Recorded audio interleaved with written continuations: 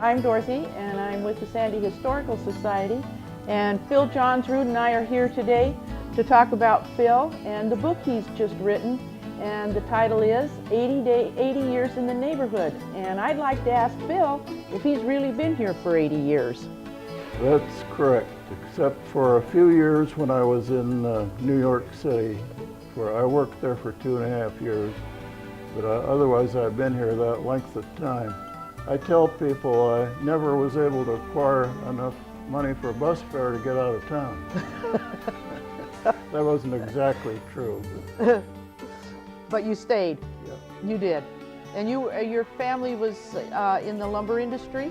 My father was, yes. My grandfather came here in 1877. And where did they settle? They settled at Kelso, about 3 miles from here. It was on the property that's now occupied by Guerin's Food Store, or feed store, not food store. My grandfather was justice of the peace in this area. He'd actually had a lot of legal training, and there were no other lawyers here, so he did all the legal work. Well, he married and buried him then. Yeah, pretty much so. We're here kind of to talk about some of the things that we have here that you may be familiar with in the history of Sandy. And I know that this is in your book.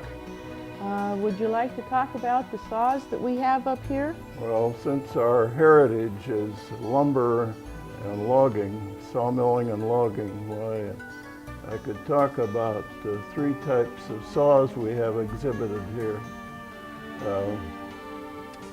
The top one is called a pit saw or a whip saw. And if you can believe it, it was used for sawing lumber out of a log.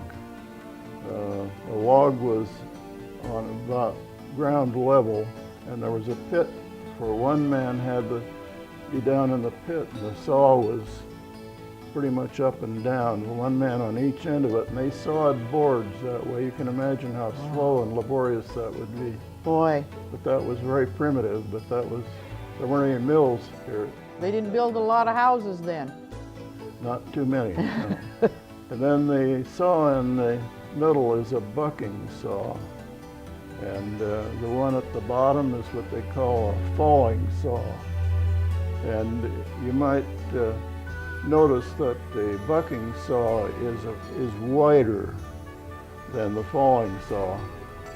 And the reason for that is that the bucking saw was to cut a log into lengths, proper lengths, after it had been felled.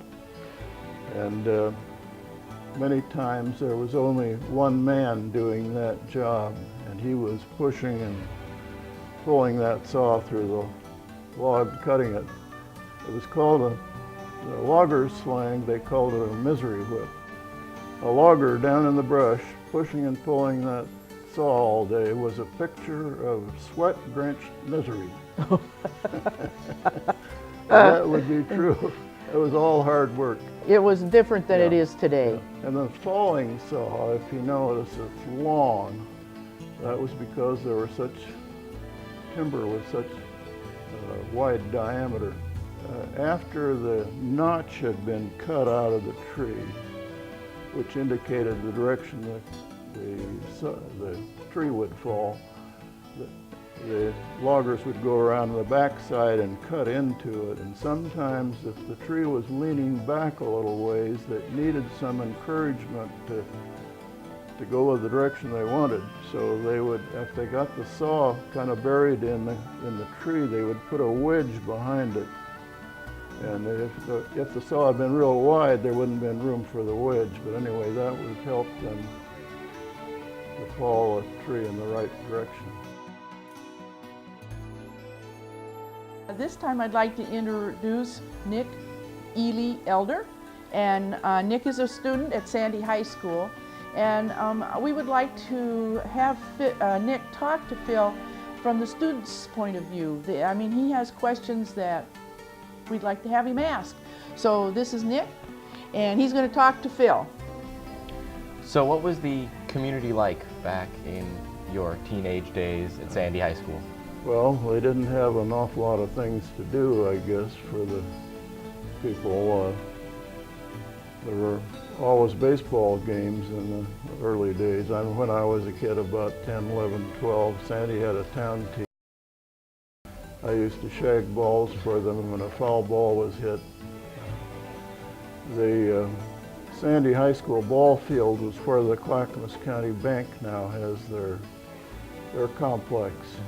And the Catholic Church was in a northwesterly direction from that, and a well-hit ball would always roll up against the church.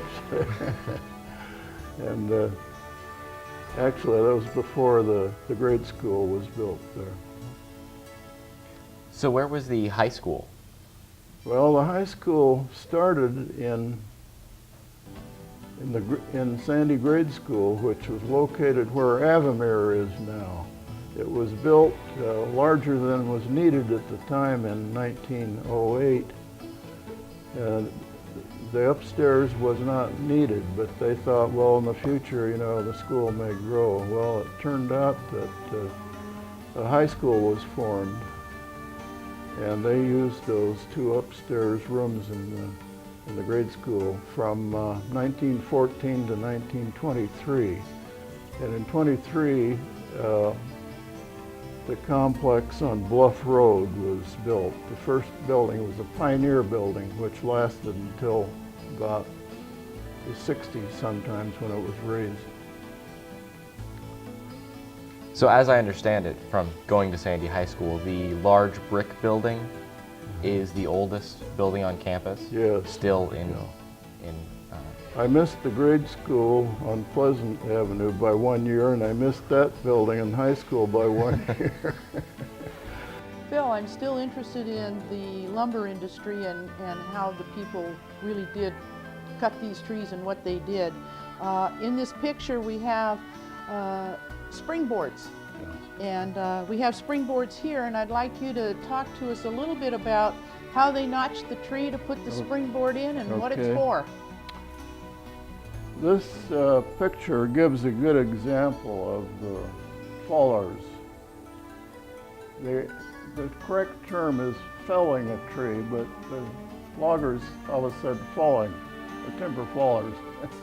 So that's been pretty much accepted now. It was hazardous work, and it really required a lot of skill. If you notice what a beautiful chopping job they did there to cut that score in it. See, later they will go around on the backside and saw into it until the tree falls. The tree will fall in the direction of this cut here. And one of the interesting things to me about it is that these springboards that we have were inserted in a notch that was cut straight into the tree. And this shows the board. This is the actual board that they balance on. And if you'll notice here, there's a sharp ridge on this. This was jammed into the tree, and as the logger stepped there, that put the pressure upward on this, and this would cut into the tree. It was sort of movable because it would pivot, and they could pivot it around, so it was a movable springboard. Can you imagine balancing on that narrow board and chopping that out and sewing and getting up and down out of it? And of course it was dangerous too. Sometimes they had to, if they weren't able to get off the springboards when the tree was falling, they just had what they call ride it out and stay there.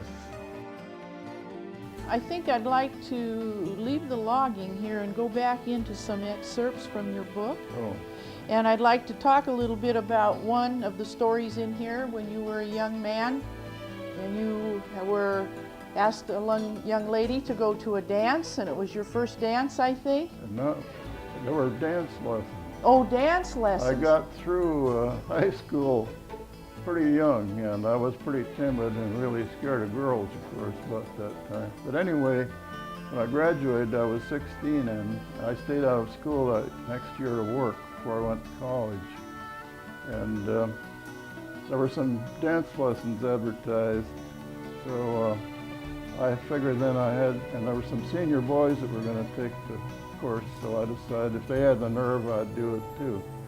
And we learned a few steps there. The waltz was pretty easy, and then we got into another one where you have your partner, you take a couple of steps, slide, step, and then you turn and face your partner. And during one of the times when I faced my partner, I got a button on my jacket caught on her blouse somewhere, so that we got tangled and we couldn't get untangled. It was a close Well, encounter. I thought I would die right then and there, but actually finally got that taken care of. And the ice was sort of broken then. And I'll bet it was. if I could go through that, I figured I could do anything. So I tried to never miss a dance after that.